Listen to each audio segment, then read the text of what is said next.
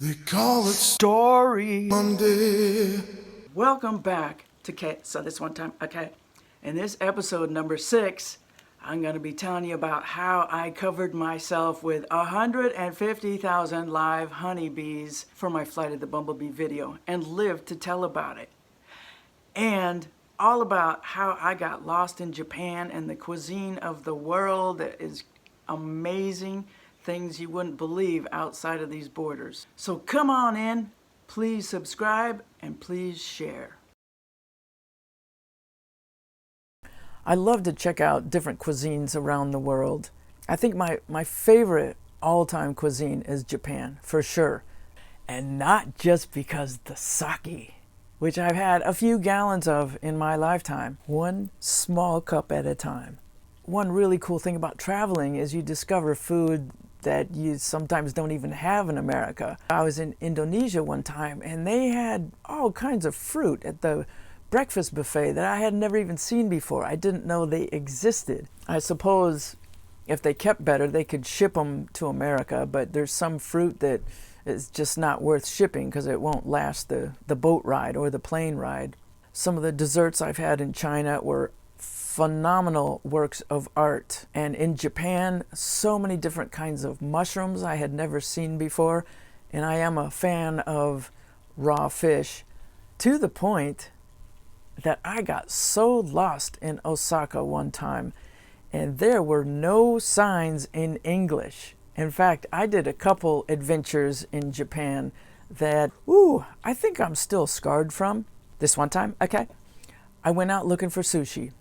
And I know I get lost, so I kept looking at the hotel. And I was thinking, okay, I've gone 2 blocks this way, 1 block this way, 1 block this way.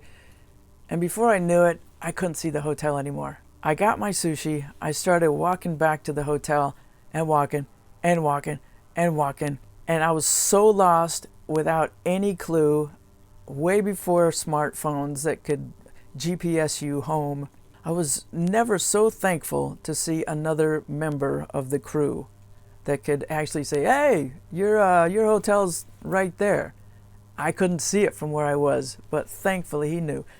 Then this other time, I went adventuring in Akihabara, which is the city known for electronics. And at that time, they had the first digital audio tape machines, DAT machines. Didn't have any in America, or maybe there was a few in the high-end studios. But I saw one when I was out with the guys one day, and I thought, I got to come back and get that. And I went back on another off day where nobody else wanted to go, and so I adventured on the train by myself. I think there might have been English characters in the train on the way to my stop. And I successfully got there. I successfully got the DAT machine, and I was on my way back, and I got in another train that didn't have any electronic signs. Everything was in Japanese kanji. It was after a show, the day after a show, so my hair was still like scaffolding on my head. And this kind gentleman really picked up my vibe that I was crapping myself, that I thought I would be lost forever. Because every stop I was looking around like, is there some sign to let me know I'm near the right area? I could actually take a taxi if I knew I was anywhere near. And he knew enough English to straighten my crap out. Very kind people, very respectful, very helpful. One of the things I love about Japan is they will do things out of consideration for others that nobody else in any part of the world will do. After shows, there is an announcement, and they will release people by rows.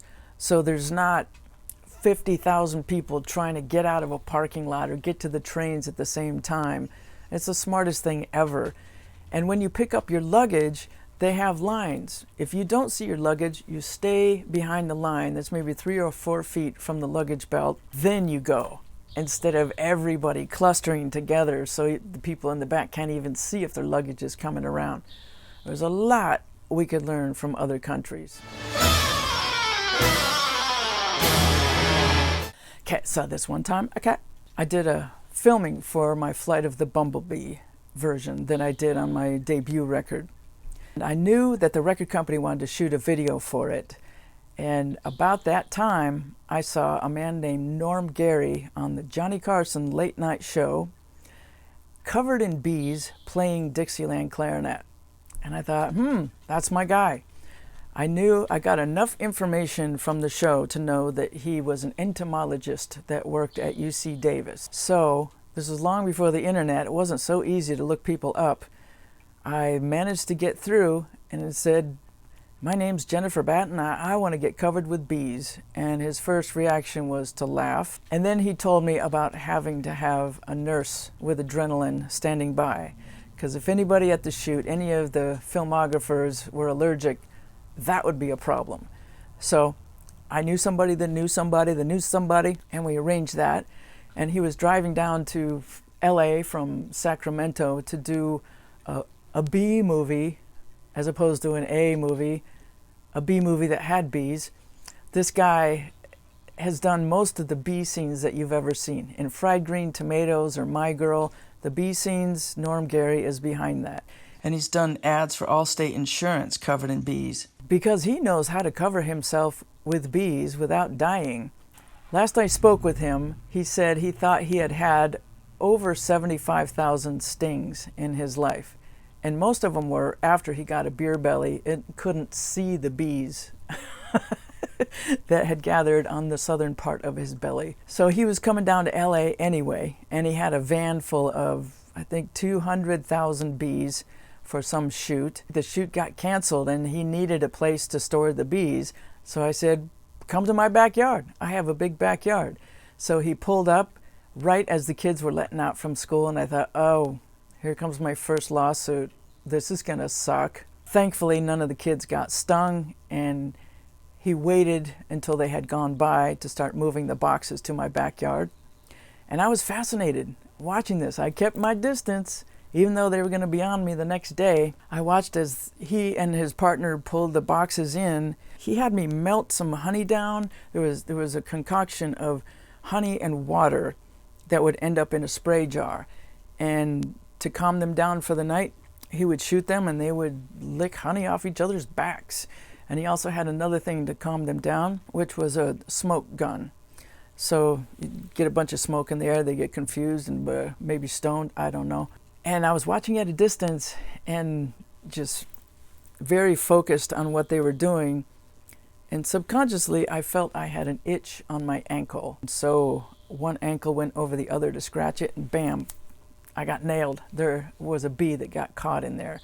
And my leg blew up, and I thought, tomorrow I'm going to have 150,000 live honeybees on me, and my body's already blown up from one sting. And my first thought was, what are my parents going to say? This was my idea, after all. But the next day, we got it together. We had some film students join us, as well as a pro filming team.